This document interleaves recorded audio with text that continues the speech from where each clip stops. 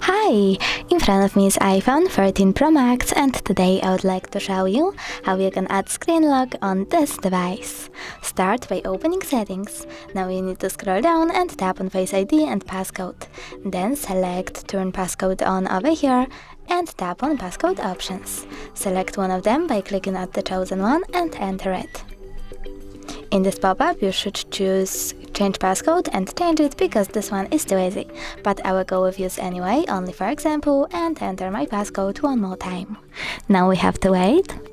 And then when I turn off my screen, turn it back on. I can see that passcode is now required. Thanks so much for watching. If you enjoyed this video, leave a like, comment and definitely subscribe. Bye!